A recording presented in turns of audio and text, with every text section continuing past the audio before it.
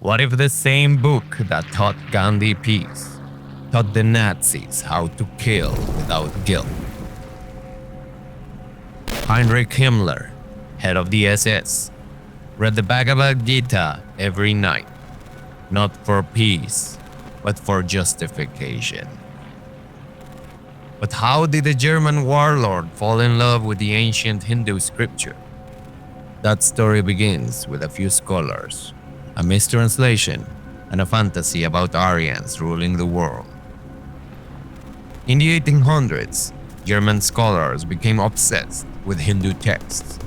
They believed they'd discovered something incredible, proof that ancient Indians and Germans shared the same Aryan bloodline. These academics fixated on one particular caste in Hindu society, the Kshatriyas, the ancient warrior class. They stripped away the spiritual context and saw only one thing: a divine mandate for warriors to kill. But this wasn't just academic fascination.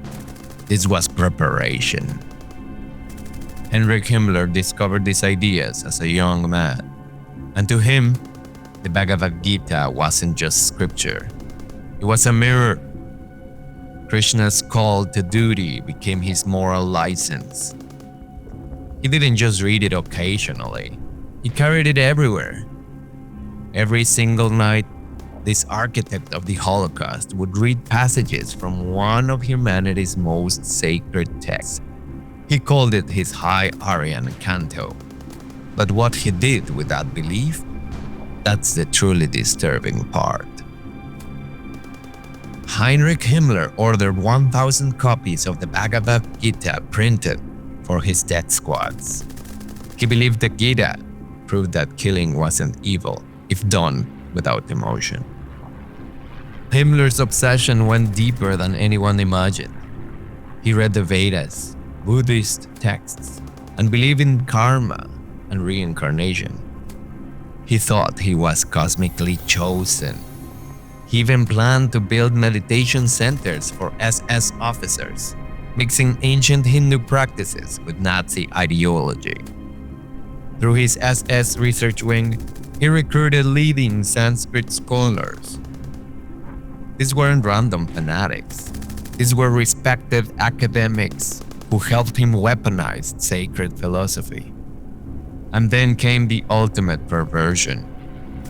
Himmler began comparing Hitler to Krishna himself. He would recite passages where Krishna speaks of being reborn whenever justice is forgotten. And then he would add, "This passage is directly related to our Führer." He called Hitler one of the greatest figures of light, a divine reincarnation. But this wasn't just philosophical delusion. Himmler was preparing his officers for something unthinkable. October 1943, Poznan, Poland.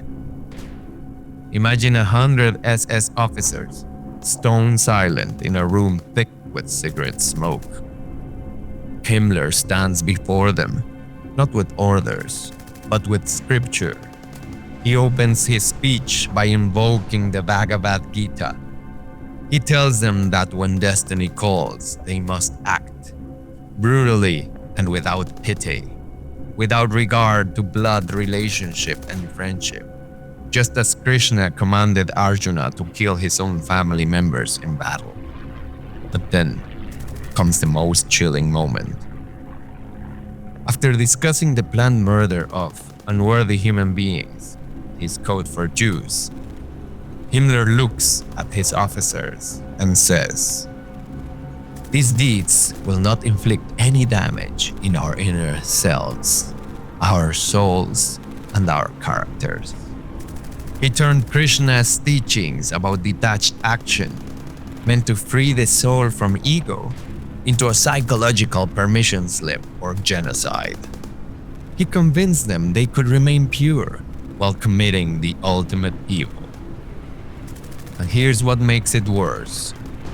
Despite claiming kinship with Aryan Indians, Himmler simultaneously ordered the murder of up to 500,000 Roma.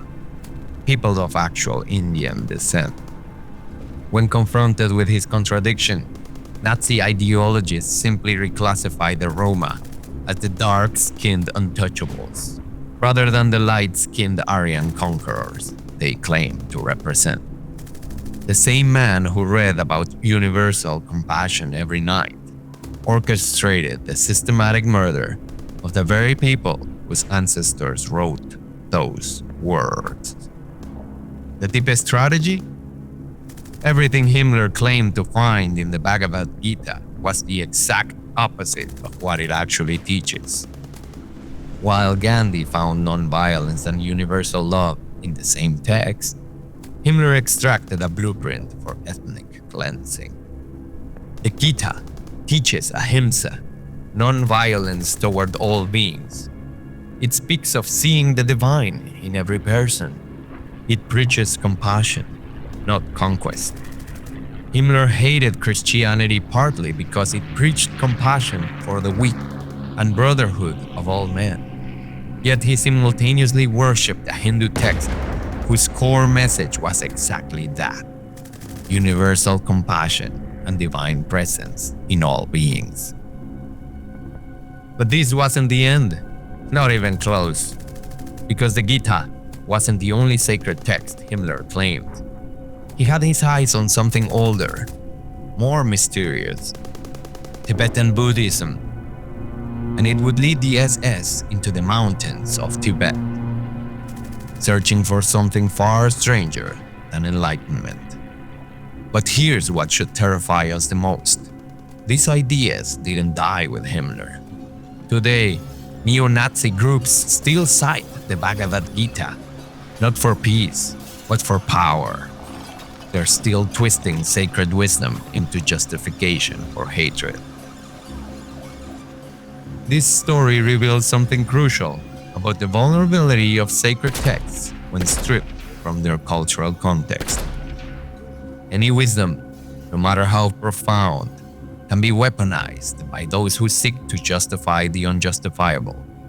The same words that inspired Gandhi's march for freedom were perverted to justify genocide. What other sacred truths are being twisted right now in ways we don't even see? Subscribe, because in the next episode, the US government infects Guatemalan citizens with STDs and covers it up for decades.